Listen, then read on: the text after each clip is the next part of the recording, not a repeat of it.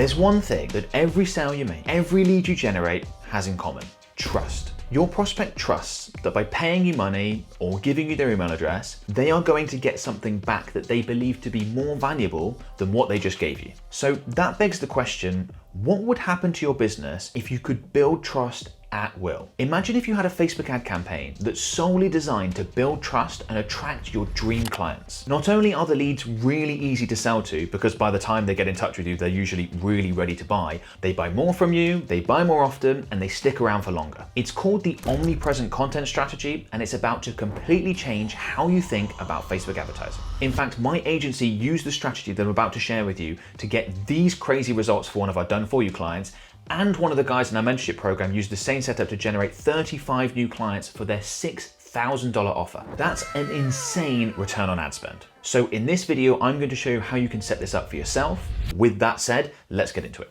So to demonstrate this, I'm in an example Facebook ad account. I'm in Ads Manager, and I'm going to go ahead and create a campaign and walk you through the exact steps to get the omnipresent content strategy, get an omnipresent content campaign created. And as we go through it, I'll explain why we're doing certain things and the important factors and the things you need to get right to make this strategy work really well. Okay.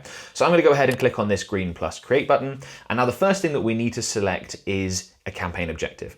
Now, with any other type of campaign, I'm almost never going to use the campaign objective that I recommend for an omnipresent content campaign, and that's awareness. The vast majority of the time, if we're running direct to offer campaigns or lead magnet campaigns, we're going to go with leads or sales. But with omnipresent content, you want to use awareness. I know that's contradictory. If you've watched other one of my videos, you're thinking, hang on, why are you doing that? It's because of this strategy in particular works with awareness. Others don't. I just wanted to make that very, very clear before we move on. So go ahead and select awareness and then click continue. Now, as we go through this process, I'm not gonna go through every single little setting. I'm only gonna change the things that are applicable to omnipresent content campaigns, all right? So special ad categories may or may not apply to your business. You can find other videos that I've got on special ad categories and the details on that and how you get that right. Buying type we can leave as auction. And there's nothing else that we need to do at the campaign level. We've got Advantage Campaign Budget, what used to be referred to as CBO, turned off, and that is exactly how I'd like it to be. We do sometimes use CBO in other campaign types. With an omnipresent content campaign, absolutely essential that you do turn that off. Okay, so that's everything that we need to do at the campaign level, really quite straightforward. Now we need to jump over to the ad set level where there is quite a bit more to work out, okay? Now the default performance goal, the first thing that we need to decide is maximize reach of ads. If you click on this, you'll see that with an awareness objective, there are multiple options. I would like you to leave it as maximize reach of ads. Again, that is not a performance goal that we're going to use with basically any other campaign type, but with an OC campaign, we're going to. Next, make sure you obviously got your right Facebook page selected. We're not going to add in a cost per result goal, no sort of bid caps or bid controls or anything like that. Leave dynamic creative off, and then we get down to budget and schedule. Now, with an omnipresent content campaign, we are going to end up with lots of different ad sets. You'll understand why later on. Again, that's different from what I usually recommend. And because of that, it's really important that you start with a small budget in each ad set. A small budget is going to vary depending on your business, but I would recommend that most businesses per ad set with an omnipresent content campaign start very small with £1 or $1 a day per ad set, and you can always scale from there. When I put the campaign together in terms of its structure, I'll explain more around budget and why that's important. But for now, just start with $1, £1 a day, something like that, and we can always look to adjust. Right? Start date's fine. End date, I wouldn't normally recommend setting an end date. This is a campaign that absolutely works over the long term. More about that later on. And I'm not going to do any budget scheduling either. Okay, then we get down into the targeting section, starting with audience controls. Now, before we go to the detail here, I want to say that I would recommend that you use this setup for your targeting, Advantage plus audience, and don't click on this little button here to switch to original audience options. You can do, and I'll explain a little bit about the differences in a minute, but I think the way of the trend that Meta is following is more towards Advantage plus audience. It does operate differently. I think you are less likely to make mistakes using Advantage plus audience. This is both for an omnipresent content campaign and for other types of campaigns. So I would recommend that you use this setup if you have the option. As I said, some advertisers have to use this already, okay?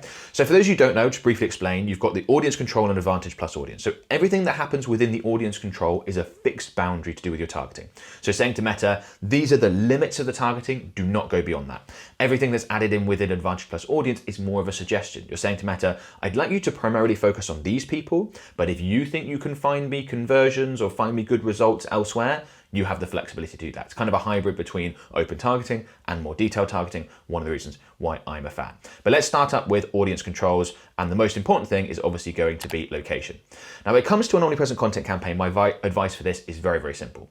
Simply use the locations in which you can deliver your service. Don't look to overcomplicate it. So for example, if we're a business that offers a service to the whole of the UK, we would go with the default targeting of the UK. As a marketing agency, we can offer our services all over the world. And we do have clients in the US, Canada, Australia, Singapore, South Africa, Brazil, like literally everywhere, Germany, you name it, we've probably had a client there. So in that scenario, we would add in obviously the UK. We probably wouldn't add in the whole world because different countries are going to have very different ad costs, and therefore Meta's optimization might skew towards countries that are less expensive to advertise in. And that might not be something we want, because whilst yes, we do get clients from places like India, we're going to get more clients from somewhere like the US. Okay, so we might start with, in that scenario, our core markets. So that might be, for example, United Kingdom, the United States, Canada, and Australia. Something like that. That's going to be 90% of our clients come from those locations, let's say. I won't add the others in because you get it, right? But if you're a local business, you can also absolutely target locally, right? So I live in a town in England called Cheltenham. So let me go ahead, Cheltenham, England, and add that in. And if I only offer my service to this town specifically, or people are only willing to come to my place of business if that's how your service works, or we're only willing to travel if that's how your service works at a certain distance, then you can select the radius. You could be like, look, I think people are willing to travel 16 miles, roughly. Or I think people aren't willing to travel at all. We need to do current city only. Or maybe you're not willing to travel. But you can adjust the location targeting criteria just to simply suit your business and what you think is realistic in terms of you being willing to travel, your customers being willing to travel, assuming your service is offered in person. I wouldn't artificially constrain where you advertise. So let's say, for example, we can advertise and we can provide a service to people all over the UK, all over the US, etc. I've seen advertisers in the past think, okay, I can advertise to all of the UK, but I think my best possible prospects are going to be in London, therefore I just target London. I don't think that's a good idea. If Meta can see that the people that interact with your ads and things like that are in London primarily, they will primarily advertise in London. But Meta may also work out that there's someone else in Manchester or Edinburgh or Bristol that would work really well. You know, that person is really keen and into whatever it is that you're offering, and they are likely to interact with your ads, and therefore if they're a potential prospect for your services, you don't want to miss out on those people. So my recommendation would be to just go with where you can advertise. Don't artificially constrain, but also don't artificially make it bigger.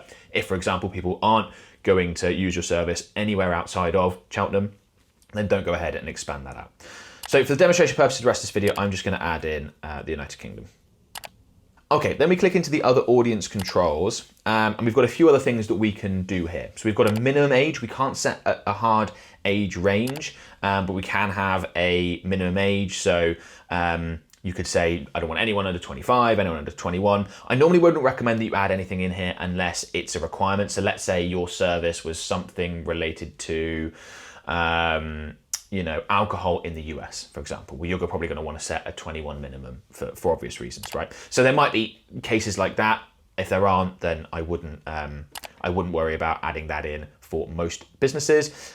Custom audiences, I wouldn't recommend you exclude any custom audiences. We will be talking about custom audiences later. And then languages, you could choose to get more specific languages if you operate in a country where different areas or different regions primarily speak different languages and you wanted to focus on one area in particular, or perhaps your service is more applicable to people who speak different languages. If you're offering, teaching someone English as a service, for example, that might be really important for you. Most businesses are going to want to leave it as all languages. Just run that through sort of like a common sense filter.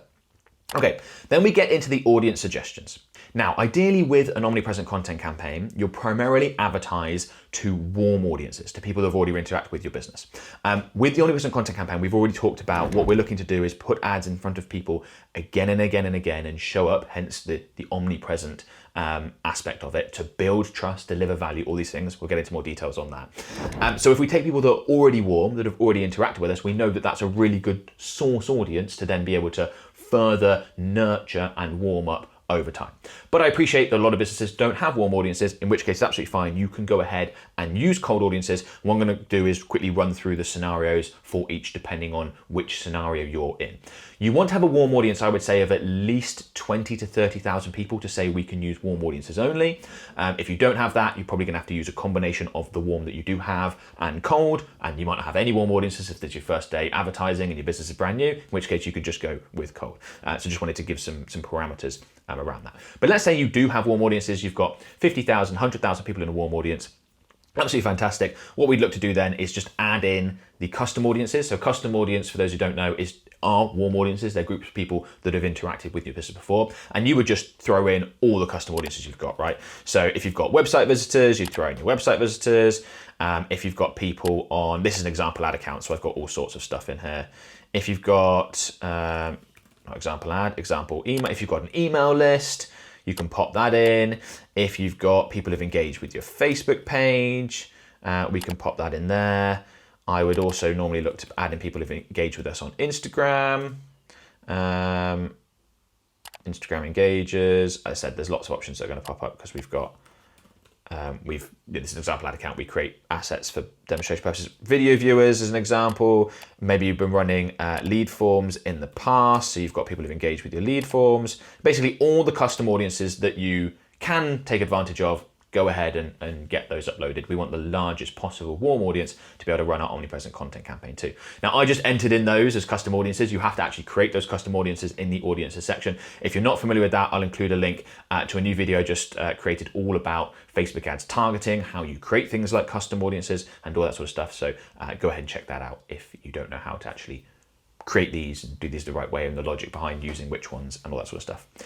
So assuming you do have warm audiences, you get them all added in there. Then when it comes to age, gender, detailed targeting, just leave those things nice and open. We've already got the warm audiences in there. Meta's going to put our ads in front of the right people. We don't need to add in specific other criteria and further narrow that audience down, okay? Now, because this is an Advantage Plus audience ad set, and we're using that as targeting, we've added in these custom audiences. It doesn't mean that Meta is going to specifically just advertise to people within those custom audiences, because remember, these targeting options here are suggestions, so Meta does have some flexibility to go beyond the people within these warm audiences and advertise to other people. In my experience, for the most part, they are going to stick to the people within your warm audiences, provided your warm audiences are large enough. So I would say that the majority of your ad impressions are likely to come from your warm audiences, from your custom audiences, people actually within those, again, assuming that you've got enough people in there for that to make sense. And then Meta has the flexibility to go beyond that and put your ads in front of other people that it has worked out are particularly interested in whatever it is that you have to offer and have to talk about from a service standpoint, which is usually a good thing. Okay, so that's the setup when it comes to targeting if you have warm audiences. If you don't have warm audiences, and I'm going to delete these out, and you need to do this with cold, that is absolutely fine. You can do that to get started, and obviously the more you advertise, the more your warm audiences will grow, and then you can look to make adjustments. So if you don't have warm audiences, we'll leave the custom audiences section open. Oh, by the way, just quickly before I talk about that, don't add in lookalike audiences in here. Lookalike audiences are cold audiences. They're not warm audiences. A lot of Facebook advertisers get that wrong. A lookalike audience is an audience that's created based off a warm audience, based off a source audience. So saying, these are 1,000 people that visited my website, Meta create me an audience of people that are similar to them. It doesn't actually include the people that have visited your website. So just wanted to clarify that, thinking, well, I've not got much people in a custom audience, but I have lots of people in a lookalike audience, I can add that in. No, that's not what we're talking about here. When it comes to cold audiences, what we need to do is advertise to a group of people, ideally less than 250,000, that we think are pretty representative of the people that we want to reach and that would potentially make good clients, okay? So what we need to do is keep an eye on this estimated audience size over here on the right-hand side. We're advertising the whole of the UK. We've got 48.6 to 57.1 million. That's how many Facebook and Instagram users there are, roughly. And then we need to start adding in the targeting criteria into this Advantage Plus audience section to narrow that down, ideally get under 250,000. Now that might be very easy to do if you're advertising locally, because obviously the population size is going to be really small. Like if we're advertising to Cheltenham, there's about 110,000, 120,000 people that live here. So we might just target the lot because we're already under that size. But if we are advertising nationwide or to a larger city like a New York, for example, it's got like 8-9 million people, then we're gonna want to bring that down. So I would leave gender and age open for a minute, and let's start with detailed targeting. So let's say we're advertising our Facebook, Instagram, Google advertising services, right? So we might come in here and add in something that's logical, like social media marketing. People who are interested in social media marketing, make sure it's interest, not employers. We don't necessarily want to reach people that are working in this industry. And then what you probably want to do if you're advertising nationwide and there's lots of people to really bring this down is click on narrow audience to put in, say, like an and function. And then you might have something like people need to be interested in social media marketing, and they also need to be, say, a business page admin. So that's like a Facebook page for a business and an admin of that. And you can see that's really reduced our estimated audience size down. But people who are interested in social media marketing, who are business page admins, you can see why those might be the right sort of criteria for us as an agency when we're looking for clients. Now, our audience size is still larger than we'd like it to be. We're coming in at about 500,000. So we can go ahead and adjust this, and we can then add, you could search around and find some other options to further reduce that, or we could start messing around with our sort of age criteria. So let's say, for example, 18 to 65 is probably too broad. Most of our clients are likely to fall within, say, a 35 to roughly a 55, 60 sort of age range. And obviously we have clients younger than that, and obviously we have clients older than that. But if we're trying to get the number down to 250,000 or so, or under, then we might look to be a little bit more narrow. Genders wise, doesn't really make sense. Most of our clients, we have clients that are men, we have clients that are women. It's probably not a million miles off halfway, probably a little bit more skewed male, but not enough to actually go ahead and like exclude or particularly target one of the genders. But your business, that might not be the case, right? You might be 90% one way or the other, in which case absolutely fine to add in those targeting criteria and get that added in there. So this is the sort of thing that we find. We've got now 250-ish thousand. Again, this has all been added in as the Advantage Plus audience suggestions. So Meta can go outside this age range. It's not a hard boundary. Meta can go outside of people interested in this, but we've directed Meta in terms of but these are the people we think are likely to be the best. So start by advertising to them. And what you can do is you could run your omnipresent content campaign to an audience like this. And as you engage more people and as they're more and more warm audiences, over time you can add in custom audiences, and then you could look to make the transition from cold to warm. That's something that we've done for quite a lot of businesses. If you're advertising locally to cold, you probably never need to make that switch, because you can just continue to advertise to basically everyone within your town, as long as that population's small. When I say locally, I'm not talking about 8-9 million people in London. I'm talking about 100,000 people in your local town. And you can just keep advertising to the lot, because that's about the right audience size. You wouldn't want to get any narrower than that. Okay, so the next thing we need to sort at the ad set level is placements. Now the default is Advantage Plus placements, which is just a fancy way of saying all placements. So all the locations where Facebook and Instagram ads can be shown across those platforms, plus Audience Network, Messenger, etc., is the default, and that's what Meta recommends you use. And that's what I recommend you use if you are using a leads or a sales campaign, but not if you are using the awareness campaign objective and optimizing for reach, as we are with an omnipresent content campaign. The reason why is because if Meta is optimizing for leads or sales, they're only going to put your ads on the placements where people are likely to engage, the higher quality placements, and people are likely to become leads or sales. And if they find that, say, your ads on the Audience Network don't convert to sales, your ads aren't going to show up there. But because the Audience Network and the various other options aren't as high quality, so impression for impression then is not as valuable to you as an advertiser, they are cheaper. And because they're cheaper, that's a great place to get a lot of reach, and that's a great place to get a lot of traffic, it's a great place to get a lot of engagement, but that might not translate to you achieving your business objective and us achieving our objective with an omnipresent content campaign, which is to develop that relationship with your prospects, to build trust, to make sure they consume the content so they get from where they are right now to wanting to work with you and only work with you and pay higher prices and all that good stuff that comes with a successful omnipresent content campaign. So it's really important that we don't let Meta, because the way we've got it set up right now, Meta will put your ads on the cheaper placements because you want to maximize reach, and that will maximize reach, right? If it costs less to reach someone somewhere than other places, you'll reach more people where it costs less. But that's not what we want for our business. So very important that you go ahead with an omnipresent content campaign and select manual placements. This advice applies, by the way, if you're running a traffic campaign or an engagement campaign as well.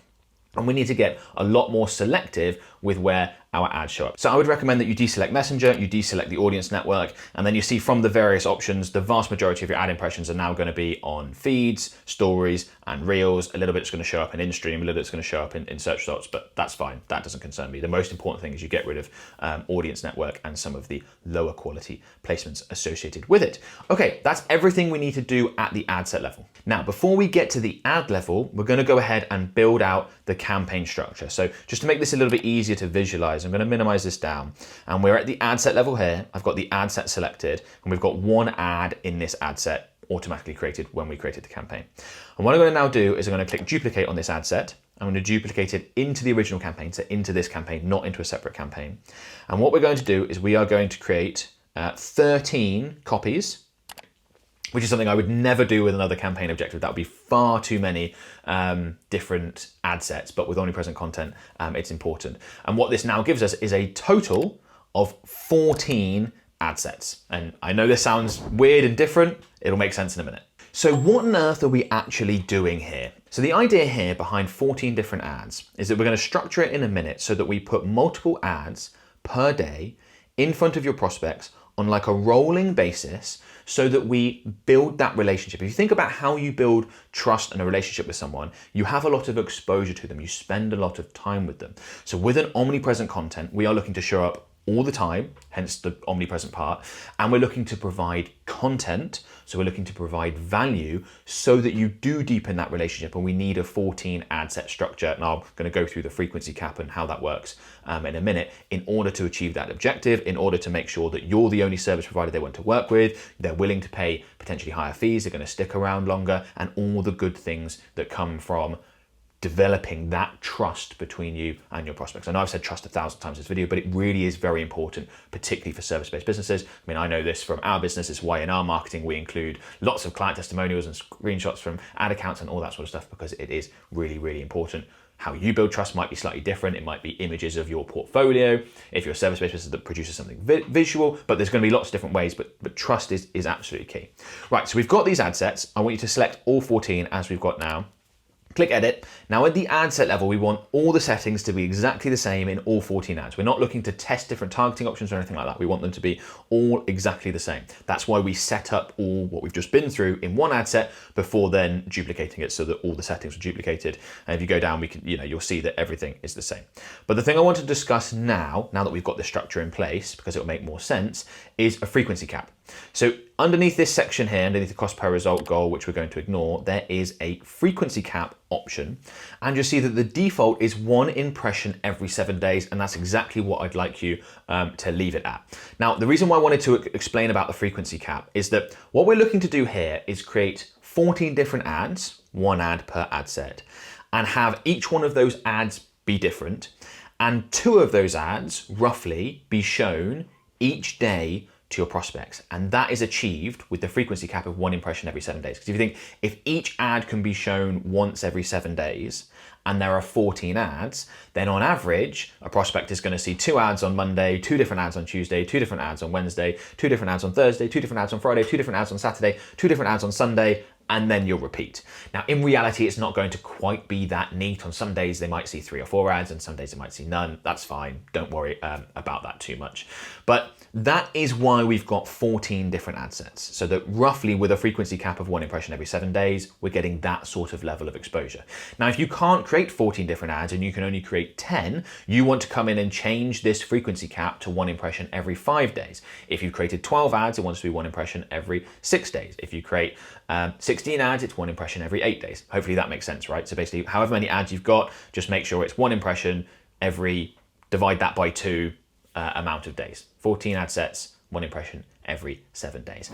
And that's how we get that omnipresent effect. And we can come to talk about content and what's included in the ads in a minute. And that is absolutely essential to show up again and again and again to build that relationship. Now, if you think of the content creators, the brands, the personal brands that you follow and that you feel like you have a relationship with, feel like you trust, even if you've never actually interacted with that person, I bet you've seen their stuff a lot. When we have people contact us about our services, they have seen ads from our omnipresent content campaign, they've seen YouTube videos, they've seen, often they'll say, oh, I've been seeing Ben's stuff pop up for 6 months. I've been watching videos for a year. It takes a lot of exposure to achieve the objectives we're looking to achieve, and this is the structure that we're looking to use to do that. Okay, so that's at the ad set level. Now what I want to do is go ahead and jump to the ad level, right? So we've got 14 different ads in here, and I'm not going to go through the specifics of creating each ad. I've got videos on that and the details of that. I include a link in the video description. But what I do want to talk about here is the type of ads that you want to look to create and the mix. So there are basically 4 different ad buckets with an omnipresent content campaign.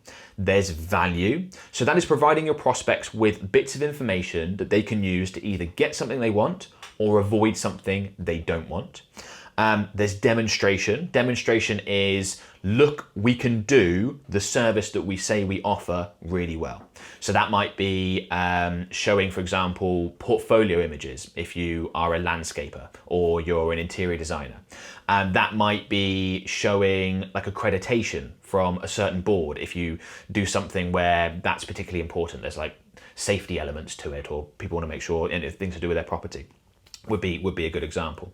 So there's different ways of using demonstration depending on your business. It could be demonstrating just how the service actually works. If it's something that people aren't that familiar with, that can often be really important because they need to know what the next steps are to be willing and able to take those next steps. To go, well, I don't even know how to hire such and such. Like, what does the process even do? You don't want that to be a barrier to entry, because it absolutely can be. So that's demonstration. You've got client and customer testimonials. So this would be pretty obviously, it could be video testimonials, written testimonials. And the idea here is you want to put testimonials in front of people so that other people go, they provided this service for someone just like me, therefore they will do a good service for me as well.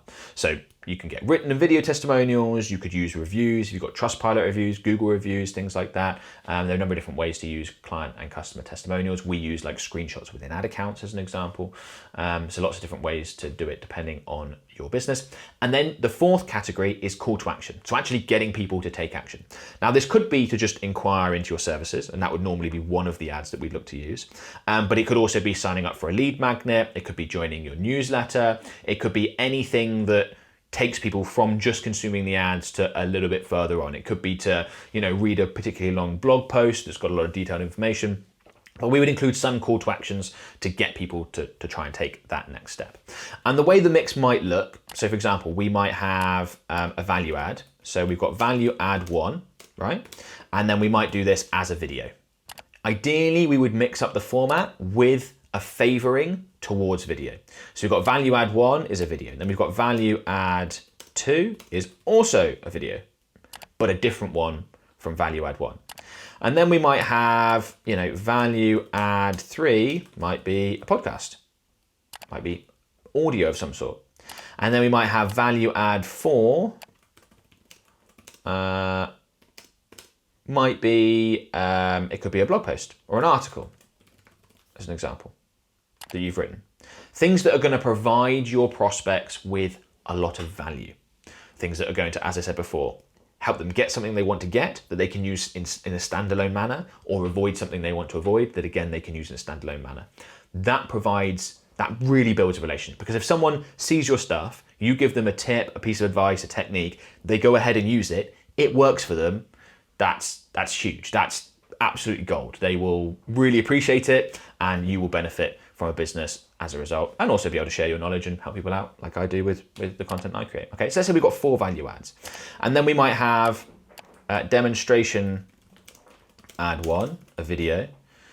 We might have demonstration ad 2, something that shows what you do. We might have demonstration ad 2, might be a carousel, showing portfolio images, or in our case, screenshots of client ad accounts, something like that. We might have demonstration ad 3, that's another video. And you get the point here, you go on and on. So out of, say, a 14 ad mix, I'd be looking to have 4 or 5 value, let's say 3 or 4 demonstration, and then a handful of client testimonials, let's say another 3 or 4, and then whatever you've got left over for CTAs. And it also depends how many CTAs you have. You might just have the one call to action, which is just inquire for our services. You might have a few different options, like a lead magnet or a webinar or something along those lines, that's like a step before someone inquires for your services. So the mix will vary, but just go roughly even distribution between demonstration and client testimonials. The largest category wants to be value, and then a handful of call to action ads. And then that's going to be the mix, and that's all going to be sort of mixed up and put in front of your prospects on repeat on a daily basis, hopefully a twice daily basis. And then over time, you absolutely build that relationship with your prospects and build that trust and get them to the point where they only want to work with you, pay high prices, etc. Now, you might be thinking, why aim for 2 impressions a day per prospect, as we've got here? Why not aim for 10 and try and speed up the process? The problem with doing that is you're going to run into ad fatigue. That's why we've got 14 different ads, right? If you just had the same ad or 2 going in front of people again and again and again and again, they're going to get bored of it, and then it's not going to have the impact that you want it to. The only way you can have that many exposures over time is by making sure that there is variety and things are interesting. And if you can change the look and feel, and that's why we've talked about having, different formats of ads alongside different styles, alongside different categories, value, demonstration, call to action, etc., is because we need to keep things fresh and we need to make it interesting. Now, there's some other really important things that I need to let you know about when it comes to the omnipresent content strategy. But before I get into that, I just want to very quickly let you know about something brand new that I'm very excited to tell you about, and that's my new Facebook Ads Mastery course with community. Now, I've packaged everything that I've learned, spending more than 50 million on ad campaigns, generating more than 200 million in revenue from those ad campaigns for clients. And what we've done is we've bundled all this into this new course. We've included literally the strategies, tips, techniques that we use to train our staff internally to get clients fantastic results. And it comes with a brand new school community where there's tons of interaction in there from me and my team. There's live calls and trainings. The starting price is just £97 per month. If you're interested, there is a link in the video description down below. I very much hope to see you on the inside. So the most important thing for you to be aware of when it comes to the omnipresent content strategy is it is very much a long-term strategy. It takes time for this to work. I've talked throughout this whole video about building trust, developing that relationship. It doesn't happen quickly. Think of the people that you're closest to. You've probably known them for a very long time. So this is a long-term strategy.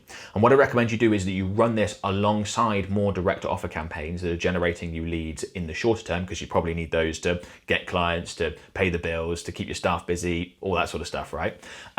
But having this alongside, you don't have to put a ton of budget behind it. We've talked about starting with £1, $1 per day per ad set, something along those lines. You can always scale that up, by the way, if you want to reach more people within your audience. That is certainly an option.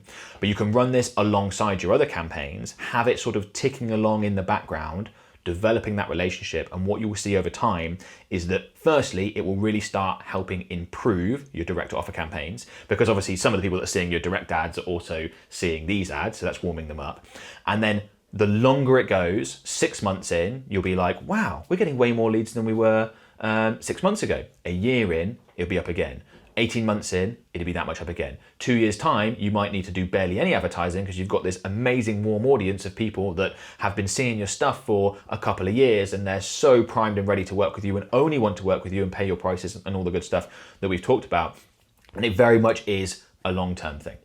It also helps if you've got really high average customer values, or at least a high lifetime value. If, for example, you're a hair salon, so you don't make that much money on a customer with the first time they purchase your service, but you do make money from that customer because they come back once a month for the next 4 years on average. Like actually that's still quite a valuable customer, and you can still afford to pay quite a bit to acquire that customer. And the reason why high average customer values, or at least high LTV, is important is because it obviously does cost money to put ads in front of people again and again and again.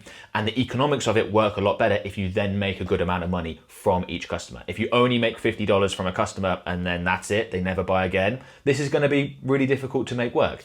But if you do make, say, $1,000 or more per customer, and that doesn't have to be all up front, that could be over their lifetime, then you are going to more than pay for all those exposures in terms of putting ads in front of people again and again and again, and the economics really work on it. And also, that's why we're using this strategy, right? Because you probably can just use direct to offer if a client's only worth $40 one-off. Like, how much trust do they need to work with you if you've got that price point? Not a lot. Whereas if you are selling something for $5,000 or trying to establish a service that has a repeat element that people are going to buy again and again and again, that's where they need the trust. So that's where you need to do this stuff in order to get them to want to work with you. This is particularly important for like coaches, consultants, anything that is seen as expertise based, because you can deliver value, you can demonstrate expertise, you can demonstrate how it works, you can show how you've helped people just like them in the past. You can do all the stuff that really good marketing does. Just be aware of the economics on that.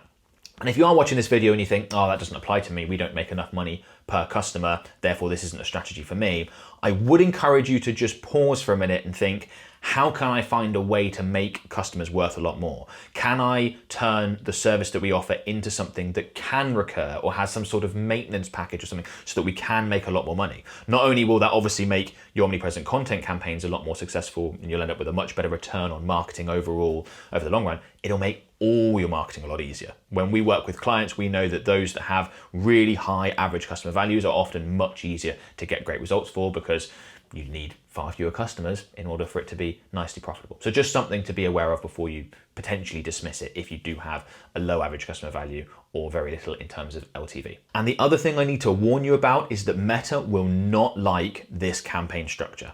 This sort of goes against typical Meta best practices, and that's because we're looking to do something very different. Meta is very much geared up for let's get your leads, let's get your sales. An advertiser comes to the platform, they want to see results within a day or so at the latest, most of them.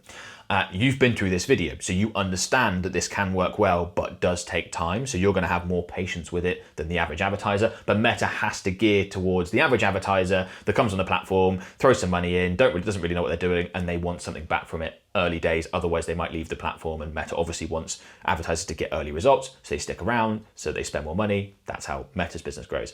So they're going to try and convince you to turn this campaign into something that looks a lot more like a traditional like lead campaign. So they're going to say you've got audience fragmentation from all the different ad sets and all that sort of stuff. Just ignore it. We're looking to do something very different from what the default is. Even if you get on a call with a Meta rep and they say we don't know about this, they don't. The Meta reps normally aren't that great. They're not aware of longer term strategies, typically like an omnipresent content campaign. Just wanted to give you a heads up there, because I can imagine that's going to come up for a lot of people. You're going to try and implement this and you'll be like, I've got all these warnings and it won't do this and won't do that. You have to structure it this way to get the sort of exposure that we want, where it's measured, it's paced, but it's consistent and it has variety. If you were to say to have the one ad set, which is what Meta would recommend, and then throw those 14 ads in there, what Meta will do is they will find the best performing ad out of those 14 and just put that in front of people again and again. But of course that doesn't work, right? Because there's no variety. People are going to get fatigued and that's not going to achieve the objective. That's why we've structured it this way. So just something I wanted to caution you about. Now, I've been running Facebook ads for more than 11 years. I literally started running Facebook ads in 2013, and I've compiled over 40 truths that I've learned about the platform in this video here.